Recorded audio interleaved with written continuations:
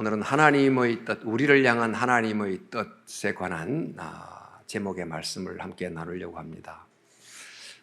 정말 우리를 향한 하나님의 뜻이 뭘까요?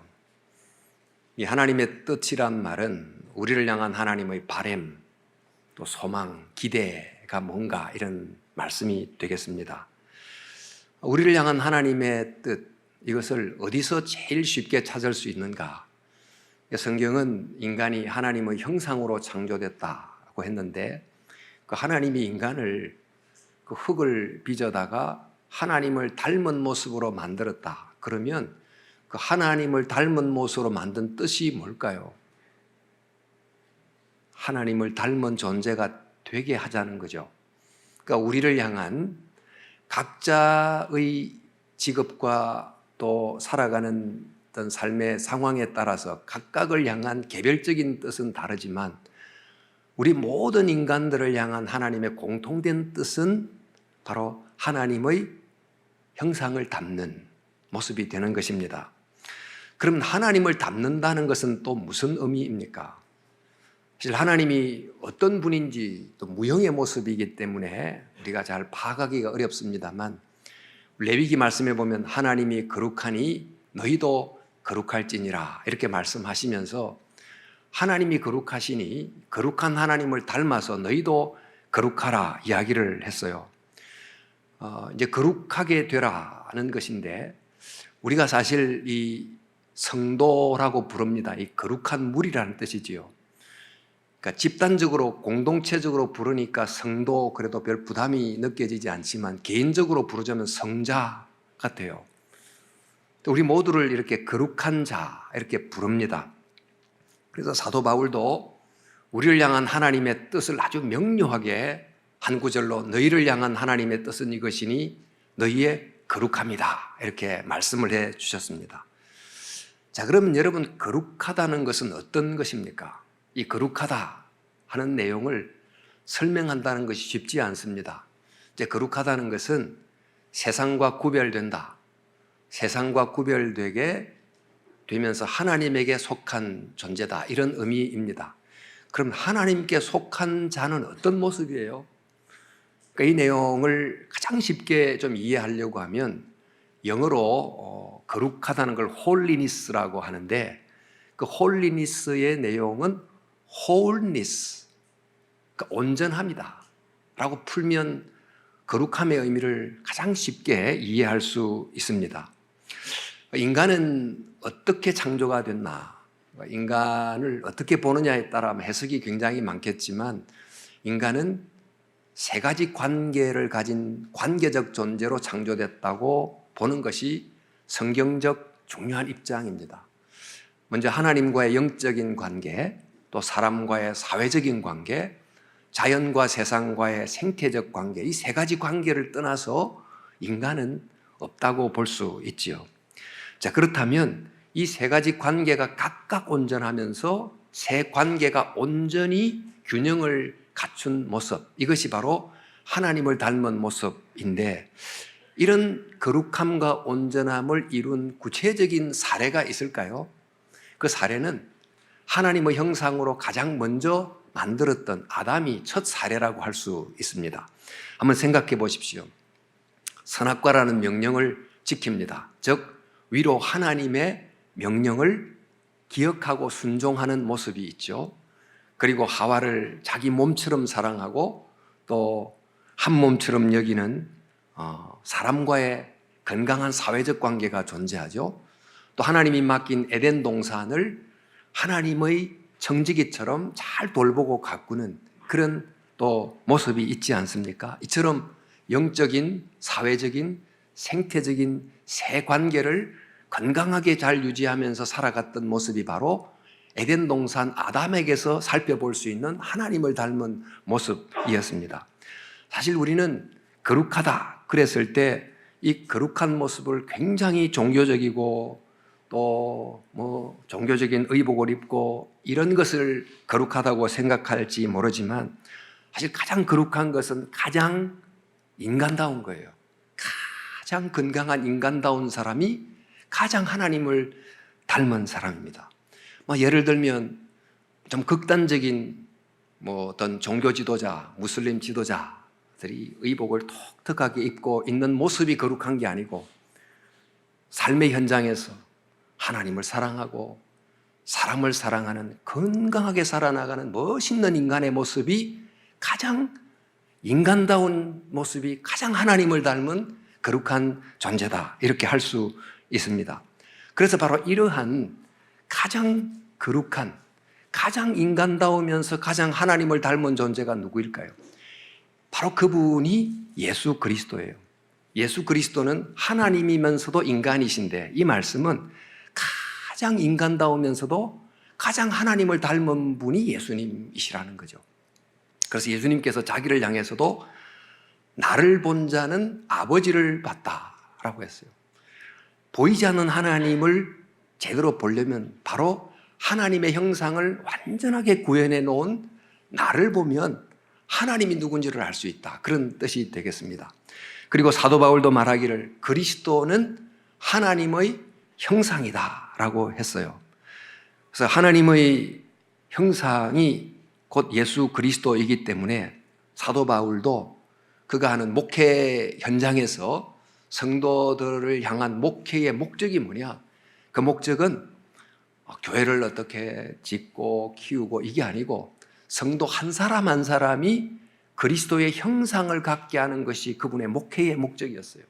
그래서 그가 쓰기를 나의 자녀들아 너희 속에 그리스도의 형상을 이루기까지 다시 너희를 위하여 해산하는 수고를 하노니, 그래 이렇게 말을 했습니다.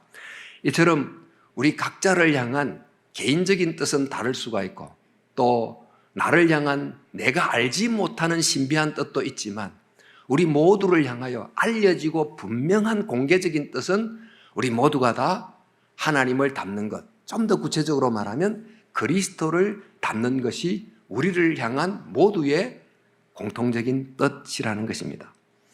자, 그런데 이것이 우리를 향한 뜻인데 이 뜻이 어떻게 이루어집니까? 가만히 있으면 이 뜻이 이루어집니까? 가만히 있으면 저절로 거룩하게 되고 저절로 그리스도의 형상을 닮아가게 됩니까? 지금 가장 핫한 카타르 월드컵 경기가 아직도 진행 중에 있는데 지구 저쪽 편에서 열리다 보니까 관심 있는 경기를 관람하려면 때로는 밤늦게까지 깨어 있어야 되고 또 새벽에 일어나야 되고 합니다만 새벽기도 가기 위해서 아침에는 일어나지 않지만 축구 경기 보려고 새벽까지 일어나는 분들이 여기 있을 겁니다. 그런데 여전히 그 월드컵에서 가장 정말 탁월한 선수는 37세의 노장이지만 여전히 탁월한 리오넬 메시라는 선수이지요. 그런데 이 리오넬 메시가 어릴 때부터 닮고 싶었던 분이 있었어요. 바로 마라도나입니다. 그래서 이번 네덜란드와의 경기에서 우승을 한 다음에 그가 이런 말을 했습니다. 마라도나가 하늘에서 우리를 지켜보고 있다, 이렇게 말할 정도로 그는 마라도나라고 하는 그 목표 형상을 두고 그것을 닮기 위해서 노력을 한 것입니다. 근데 어떻게 해서 그는 사실상 지금 축구의 신이라고 불릴 만큼 거의 마라도나에 준하는 경지에 이르게 됐는데 어떻게 그렇게 됐을까요? 그는 아르헨티나에서 아주 가난한 가정에서 태어났습니다. 그런데 축구 신동으로 인정을 받기는 했지만 11살 때 성장 호르몬 결핍증이라는 것이 이렇게 발견이 돼가지고 축구에 재능은 있었지만 그것을 고칠 치료비가 없었어요. 그래서 2000년도에 그의 숨겨진 잠재된 재능을 알아봤던 바르셀로나가 그 아이를 일찍 스카웃하고 그에게 치료비를 지원하고 했습니다. 그렇게 치료를 받았지만 그래도 온전히 그 질병이 치료가 안 돼서 여러분도 알다시피 메시는 키가 아주 작아요. 단신으로 축구를 하고 있는데 근데 그가 정말 닮고 싶었던 그 마라도나라고 하는 형상에 이르기 위해서 키가 작은 신체적 조건에도 불구하고 아니 그 조건을 역이용해서 최대한 기량을 발휘하기 위해서 얼마나 부단히 연습하고 노력을 했습니까? 그래서 순발력을 가지고 기술을 가지고 정확도를 가지고 노력을 하다 보니까 마침내 마라도나를 닮는 존재의 경지에 이르게 됐다는 것을 알 수 있습니다. 제가 말씀드리려고 하는 것은 이 마라도나라는 사람을 닮고 싶었던 큰 뜻에 이르기 위해서는 그 훈련과 수많은 훈련의 과정을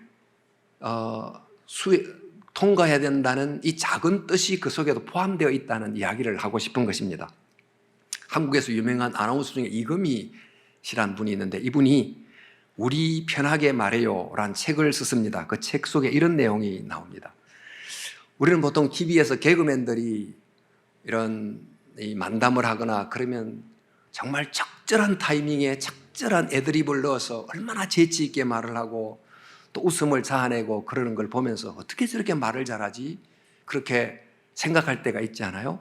근데 그 책에 보니까 그렇게 말을 잘하는 이 개그맨들도 자기가 해야 될 멘트를 한 100번 정도 연습하고 간다고 그래요.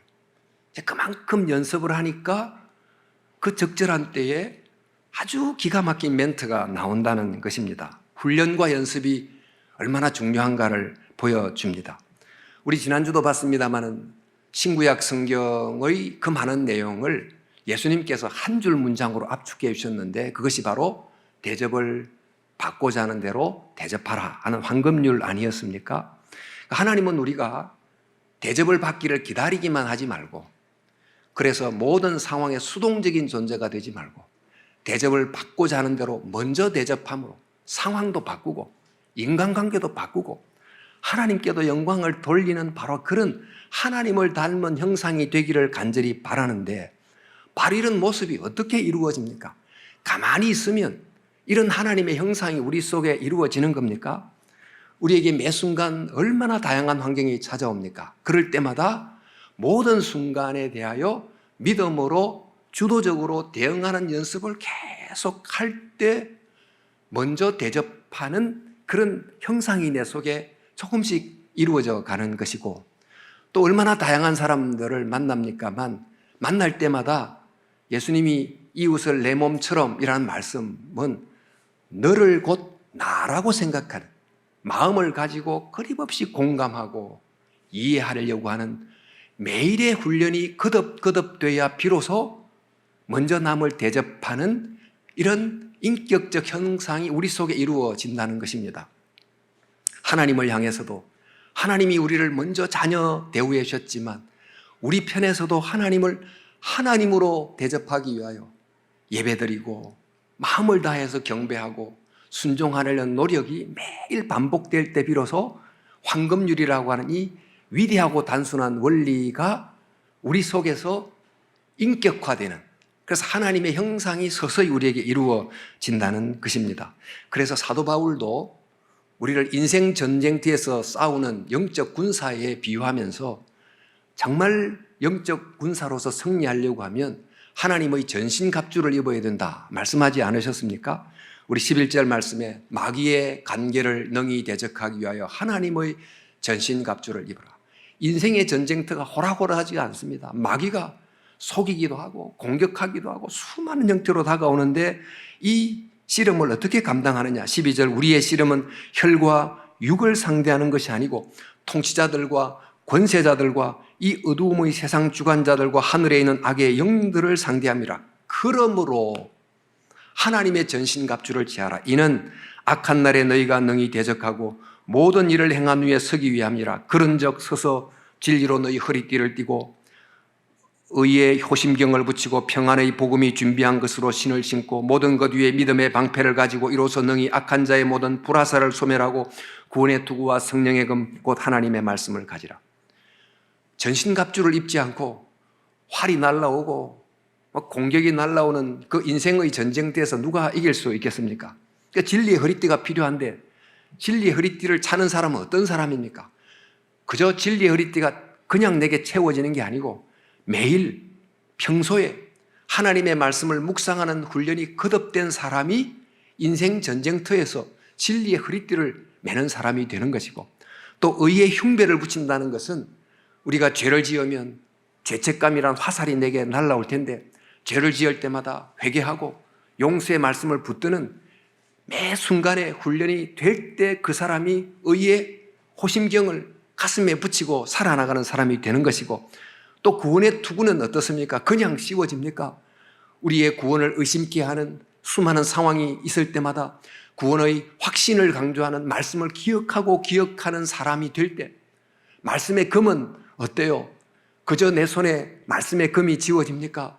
말씀을 암송하는 게 있어야 되고, 내가 충분히 이해하는 말씀이 있어야 되고, 내 가슴에 남아있는 말씀이 몇 가지라도 있어야 그것이 내 손에 말씀의 금을 들게 하지 않습니까? 이와 마찬가지로 우리 모두가 다 정말 말씀과 기도에 이런 꾸준한 훈련이 있어야 된다는 것이지요. 인도에 빅터 추드리 박사님이 계세요. 이분은 외과 의사이신데 이분이 은혜를 받고 많은 사람들에게 복음을 전하고 교회를 엄청나게 많이 개척을 했어요. 근데 이분이 어떻게 했는가? 이분에 대한 간증도 많이 있습니다만, 전도를 하고는 이 전도 받은 사람들에게 성경에 대한 복잡한 내용을 심오하게 가르치기보다 성경이 말하는 핵심적인 논리를 계속 거듭거듭 반복해서 가르치게 됐고, 또 반복해서 가르침을 받음으로 그것이 자기화가 되어서 그 사람이 또 다른 사람에게 핵심적인 신앙 원리를 또 반복해서 가르침으로 제자가 제자를 낳고, 그래서 엄청나게 많은 교회가 개척이 됐습니다. 자, 이렇게 함으로 이 훈련을 받게 하는 것이 굉장히 중요하게 됐다는 것을 깨닫게 됩니다. 여러분, 우리가 데살로니가 전서 4장을 읽었는데 그 4장에 너희를 향한 하나님의 뜻은 너희의 거룩함이다 라고 말씀을 했고, 이어서 데살로니가 5장에 보면 다시금 우리를 향한 하나님의 뜻 이야기를 하면서 항상 기뻐하라, 쉬지 말고 기도하라, 범사에 감사하라, 이것이 너희를 향한 하나님의 뜻이다 라고 했어요. 이 하나님의 뜻을 말할 때 첫 번째 뜻은, 거룩함이란 뜻은 우리가 도달해야 될 목표로서의 뜻이에요. 우리는 자녀를 키울 때 훌륭한 사람이 되게 하는 것, 이게 목표로서의 뜻이지요. 그러나 이 목표로서의 뜻이 이루어지려고 하면 그 목표에 이르기 위한 통과해야 될 필수적인 훈련의 과정이 있어요. 이 과정을 거치지 않으면 결코 도달할 수 없는 훈련의 과정이 있다면 그 과정이 또한 뜻인 거예요. 지금 공부를 열심히 해야 되고 도덕성을 훈련해야 되고 하는 훈련이 있는 것처럼, 그래서 기뻐함의 훈련, 기도함의 훈련, 감사함의 훈련이란 필수적인 훈련의 과정을 거치지 않고는 어느 누구도 거룩함이라고 하는 우리를 향한 뜻에 이를 수 없기 때문에 하나님께서는 기뻐하라, 기도하라, 감사하라, 이것도 역시 하나님의 뜻이라는 거예요. 우리가 정말 매일같이 기뻐하고 또 기도하고 감사함의 훈련을 하다 보면 조금씩 거룩함이라고 하는 목표에 이르게 되는데, 우리는 그 하나님의 뜻, 그러면 데살로니가 전서에서 기뻐함, 기도함, 감사함, 이 세 가지가 곧 너희를 향한 하나님의 뜻이다 라고 생각하지만 데살로니가 전서 맥락을 보면 훨씬 많아요. 바로 12절부터 한번 다시 보면, 형제들아 우리가 너에게 구하노니 너희 가운데서 수고하고 주 안에서 너희를 다스리며 구원하는 자들을 너희가 알고 그들의 역사로 말미암아 사랑 안에서 가장 귀히 여기며 너희끼리 화목하라. 이어서 읽겠습니다. 그들의 또 형제들아 너희를 권면하노니 게으른 자들을 권면하며 마음이 약한 자들을 격려하고 힘이 없는 자들을 붙들어주며 모든 사람에게 오래 참으라. 삼가 누가 누구에게든지 악으로 악을 갚지 말게 하고 서로 대하든지 모든 사람을 대하든지 항상 선을 따르라. 항상 기뻐하라. 쉬지 말고 기도하라. 범사에 감사하라. 이것이 그리스도 예수 안에서 너희를 향한 하나님의 뜻입니다. 즉, 이 긴 구절 속에서 거룩함이라는 우리를 향한 목적에 이르기 위해서, 그 뜻에 이르기 위해서 우리가 반드시 거쳐야 될 훈련 과정이 나타나 있어요. 그 과정이 어떤 것입니까? 주 안에서 다스리며 말씀으로 권하는 자를 귀히 여기라. 우리 시대는 지금 권위를 인정하지 않는 시대이지만 합당한 말씀의 권위에 순복하는 훈련을 통과해야만 거룩이라는 목적에 이르게 된다는 거예요. 또 사랑 안에서 귀히 여기며 서로 화목하라. 서로를 공감하고 또 관계를 맺는 훈련이라는 과정을 거치지 않고는 거룩함이라고 하는 하나님의 형상을 이룬다고 하는 목적에 이를 수 없다는 것입니다. 또 무슨 말씀입니까? 우리가 다양한 사람을 만나는데 게으른 사람을 만나면 금방 책망하기 쉽지만 그렇게 하지 말고 권계하고, 마음이 약한 사람을 만나면 급박하지 말고 격려하고, 모든 사람에게 오래 참는 연습을 매일같이 하는 과정을 통과해야만 거룩함이라고 하는 하나님의 뜻에 이를 수 있기 때문에 이런 훈련도 역시 하나님의 뜻에 해당된다는 것입니다. 항상 선행을 행하고 항상 기뻐하고 쉬지 말고 기도하고 범사에 감사하라. 여기 나오는 이 수식어 항상 쉬지 말고 범사에, 이 말은 연습이 꾸준히 일어나야 된다는 뜻이 아닙니까? 우리 어학만 해도 일정 기간 쓰지 않으면 그냥 말이 잘 나오지 않고, 피아노 하시는 분, 바이올린 하시는 분들은 한 일주일만 연습하지 않아도 벌써 다르다는 것을 느낀다고 합니다만, 꾸준한 연습이 우리를 향한 하나님의 뜻에 이르게 하는 중요한 과정이라는 것을 잊지 말아야 되겠습니다. 우리가 본 것처럼 하나님의 형상이라고 하는, 즉 거룩함이라는 뜻에 이르기 위해서는 그 길을, 훈련이라고 하는 반드시 통과해야 될 길을 가야 되는데, 우리에게 문제가 뭘까? 우리는 훈련이 별로 없이 목적에 이르려고 하는 경향이 많지 않은가 하는 생각을 해보는 것입니다. 좋은 군인이 되겠다는 뜻은 갖고 있는데 훈련이 없다면, 좋은 의사가 되려는 뜻은 있는데 수련이 없다면 결국 어떻게 되겠습니까? 만약 훈련이 없는 선수가 경기장에 나가고, 훈련이 없는 군인이 전쟁터에 나가고, 수련이 없는 의사가 술술 칼을 잡으면 어떻게 됩니까? 바로 그 사람 때문에 시합에 지고, 그 사람 때문에 전투에서 패하고, 그 사람 때문에 살 사람도 죽게 되지 않습니까? 우리 성경 중에 고린도 교회에 보낸 고린도서 편지가 있는데, 이 고린도서 내용은 성도들을 향하여 사도 바울이 진단하기를 영적 유아라고 진단을 했어요. 즉 거룩함에 이르는 훈련이 없이 스스로 거룩한 척 착각하면서 교회에서 전부 자기를 주장하면서 행동하니까 교회가 정말 엉망이 돼버린 교회가 바로 고린도 교회인 것입니다. 교회 직분이 많습니다.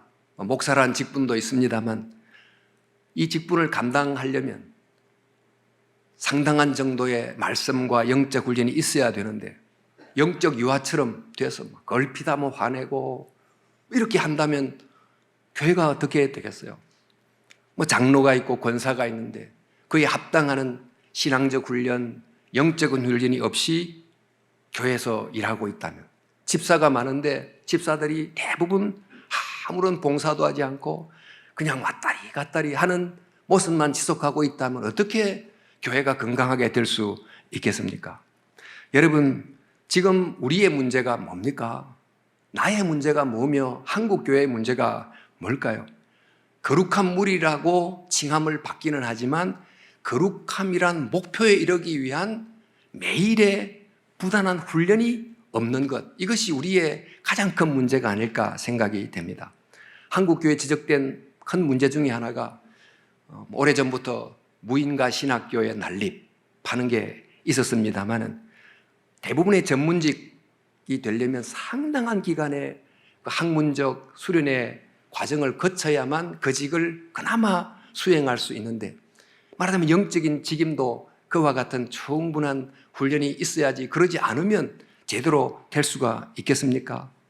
한국교회 장로들도 많고 집사도 많고 그래 많지만은 사실 문제가 뭘까? 직분자가 적어서가 아니고 그 직분에 해당되는 충분한 훈련이 부족한 것이 문제가 아닌가.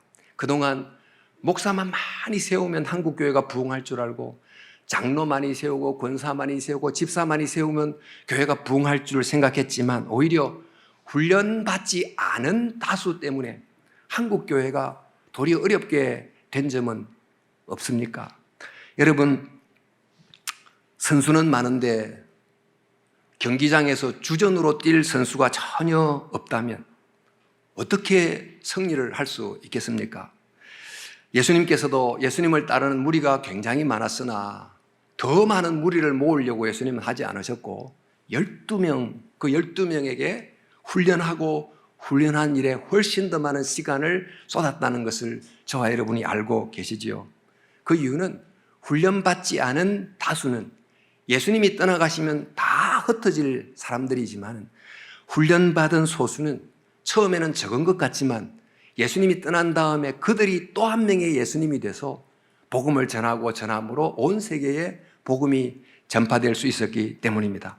그래서 우리 교회가 훈련받지 않는 다수로 존재하지 말고 모든 성도들이 훈련을 받은 잘 준비된 주전 선수처럼 돼서 누구를 교회라는 신앙의 경기장에 또 여러분의 일터라고 하는 인생 경기장에 다 내세워도 주전 선수로서 좋은 성적을 거둘 수 있도록 해야 되지 않겠습니까? 우리를 향한 하나님의 뜻은 거룩하게 된다는 목표란 뜻도 있는가 하면 그 목표에 이르기 위해서는 반드시 통과해야 될 훈련 과정이 있기 때문에 그 훈련 과정도 역시 과정도 뜻이라는 것을 기억하고 열심히 훈련을 받을 수 있도록 해야 될 것입니다. 근데 훈련을 받아야 되는데 어떤 훈련이 필요합니까? 우리 양궁 선수가 활을 잘 쏘아야 되는데 양궁 선수가 활을 잘 쏘려면 활만 잘 쏜다고 좋은 양궁 선수가 되는 것이 아니고 기본기가 받쳐져야 활을 잘 쏜다고 그래요. 그 사람은 발굽혀빼기도 하고 막 뛰기도 하고 하는 근력 운동을 충분히 해야 활을 잘 쏜다고 하지 않습니까? 그 그리스도인들이 다양한 교회 내 직분이 있고 또 여러분의 세상 속에서의 다양한 직업을 가지고 살아가는데 이 다양한 전문적인 분야에서의 각각의 훈련은 다 틀립니다만 그리스도인으로서의 기본기가 되어 있으면 어떤 일을 맡든지 그 역할을 잘하게 될 것입니다. 그 기본기가 뭘까요? 그 기본기는 무엇보다 말씀 훈련을 빼놓을 수가 없어요.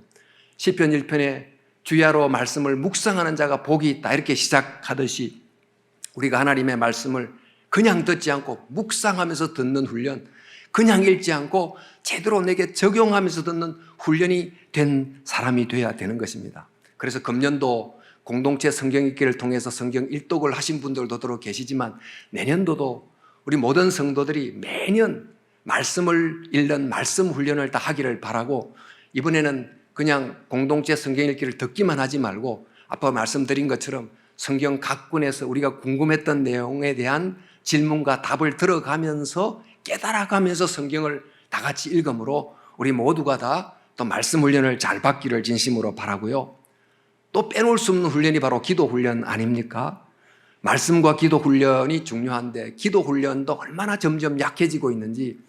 그래서 금년까지 수요 저녁 기도회가 있다가 이제 새해부터는 금요 저녁 기도회로 그걸 바꾸려고 합니다. 여러분 기도에 목마르신 분들이 좀 나오시고 또 구역 모임을 금요일 가지시는 구역도 일정한 기간을 텀을 따라서 2달에 한 번이든 석 달에 한 번이든 구역별로 우리 구역 기도회를 어느 주일로 금요일로 정해서 함께 나와서 기도하는 저와 여러분이 되므로 우리 모든 성도들이 기도 훈련이라는 기본기를 지금보다 더 건강하게 가질 수 있기를 바랍니다. 예배도 또한 다시 되찾아야 될 기본기인데 코로나 이전과 지금은 너무너무 달라졌습니다만 제대로 예배하는 훈련이 중요합니다. 예배의 시간에 집중하는 훈련도 필요하지만 예배라는 것은 예배 시작과 끝나는 이 시간만이 예배가 아니고 예배에 참석하기 위해서 일어나고 씻고 옷 입고 준비하고 차 타고 오는 모든 과정, 아이가 있는 과정에는 아이 깨워야지요, 먹여야지요, 입혀야지요, 데려와야지요. 좀 귀찮지만 이런 모든 과정이 다 하나님 앞에 드리는 예배예요. 이런 예배 훈련이 있어야 되는 것입니다. 우리를 향한 하나님의 뜻, 그것은 정말 하나님을 닮는, 그리스도를 닮는 것인데 이 목적에 이르기 위해서 반드시 가야 될 과정 역시 우리를 향한 하나님의 뜻이라는 것을 기억할 수 있기를 바랍니다.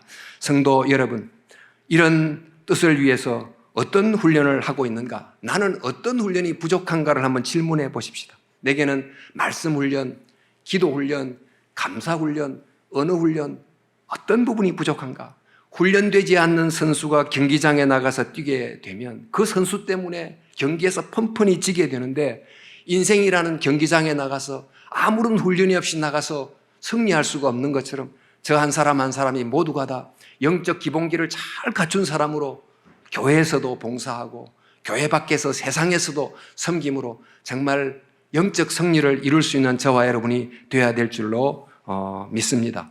사랑하는 성도 여러분, 우리 모두가 다 훈련이 없는 선수로 뛰지 말고 말씀과 기도와 감사의 기본기가 잘 돼서 교회에서나 가정에서나 세상 속에서 훈련이 잘 된 선수가 돼서 내가 어떤 포지션을 맡든지, 내가 센터포드를 맡든지 풀백을 맡든지 미드필더를 맡든지 기본기를 잘 갖춤으로 모든 포지션에서 멋진 경기를 펼칠 수 있는 저와 여러분들이 다 될 수 있기를, 그래서 하나님의 영광을 받으시는 우리 교회가 될 수 있기를 진심으로 축원합니다.